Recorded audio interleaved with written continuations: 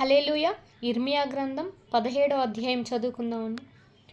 వారి కుమారులు తాము కట్టిన బలిపీఠములను, ప్రతి పచ్చని చెట్టు క్రిందున్న దేవతా స్తంభములను జ్ఞాపకము చేసుకొనుచుండగా, యూదా పాపం ఇనుపగంటముతో వ్రాయబడి ఉన్నది, అది వజ్రపు మొనతో లిఖింపబడి ఉన్నది, అది వారి హృదయములన్నిటి పలకల మీద చెక్కబడి ఉన్నది, మీ బలిపీఠముల కొమ్ముల మీదను చెక్కబడి ఉన్నది.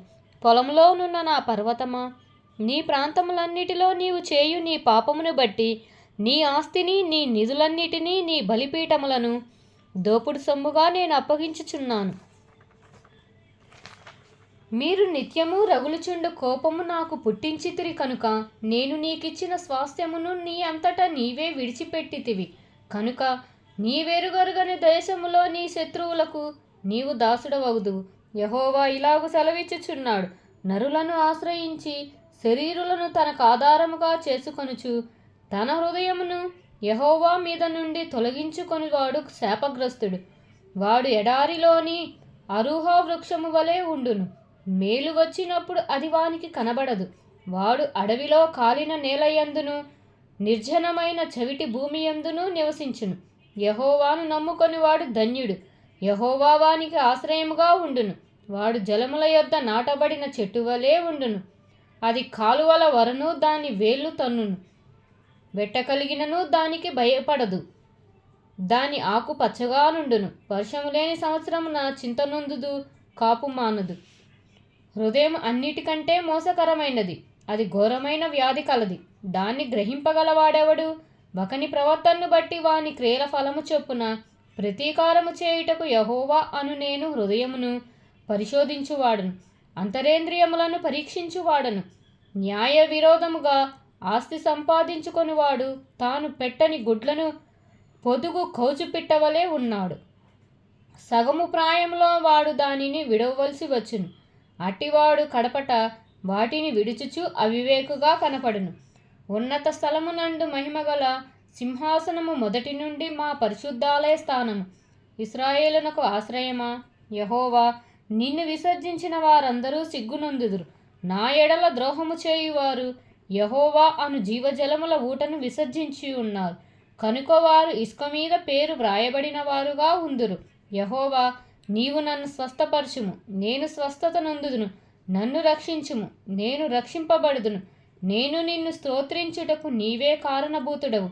వారు యెహోవా వాక్కు ఎక్కడున్నది, దాన్ని రమ్మని అనుచున్నారు.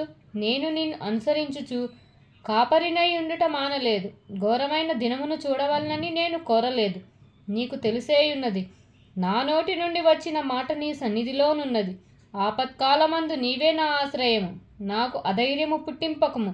నన్ను సిగ్గుపడనీయక నన్ను తరుము వారిని సిగ్గుపడనిమ్ము, నన్ను దిగులు పడనీయక వారిని దిగులు పడనిమ్ము. వారి మీదికి ఆపద్దినము రప్పించుము, రెట్టింపు నాశనముతో వారిని నశింపచేయుము. యెహోవా నాకిలాగు సెలవిచ్చుచున్నాడు, నీవు వెళ్ళి యూదారాజులు వచ్చుచూ పోవుచూ ఉండు జనుల గుమ్మమునను యెరూషలేము గుమ్మములన్నిటను నిలిచి జనులలో దీన్ని ప్రకటన చేయుము. యూదారాజులారా, యూదావారలారా, యెరూషలేము నివాసులారా, ఈ గుమ్మంలో ప్రవేశించు సమస్తమైన వారలారా, యెహోవా మాట వినుడి. యెహోవా ఇలాగు సెలవిచ్చుచున్నాడు, మీ విషయంలో జాగ్రత్త పడుడి. విశ్రాంతి దినమున ఏ బరువును మోయకుడి, యెరూషలేము గుమ్మములలో గుండా ఏ బరువును తీసుకొని రాకుడి. విశ్రాంతి దినమున మీ ఇండ్లలో నుండి ఏ బరువును మోసుకొని పోకుడి, ఏ పనియూ చేయకుడి. నేను మీ పితరులకు ఆజ్ఞాపించినట్లు విశ్రాంతి దినమును ప్రతిష్ఠిత దినముగా ఎంచుకోండి. అయితే వారు వినకపోయిరి, చెవిని పెట్టకపోయిరి, వినకుండాను బోధనుండకుండాను మొండికి తిరిగిరి. మరియు యెహోవా ఈ మాట సెలవిచ్చెను, మీరు నా మాట జాగ్రత్తగా విని విశ్రాంతి దినమున ఏ పనియూ చేయక దాన్ని ప్రతిష్ఠిత దినముగా ఎంచి విశ్రాంతి దినమున ఈ పట్టణపు గుమ్మలలో గుండా ఏ బరువును తీసుకొని పోకుండిన ఎడల, దావీదు సింహాసనమందు ఆసీనులై రథముల మీదను గుర్రముల మీదను ఎక్కి తిరుగుచుండు రాజులను అధిపతులను ఈ పట్టణపు గుమ్మములలో ప్రవేశింతురు. వారును వారి అధిపతులను యూదావారును యెరూషలేము నివాసులను ఈ పట్టణపు గుమ్మములలో ప్రవేశింతురు. మరియు ఈ పట్టణము నిత్యము నిలుచును.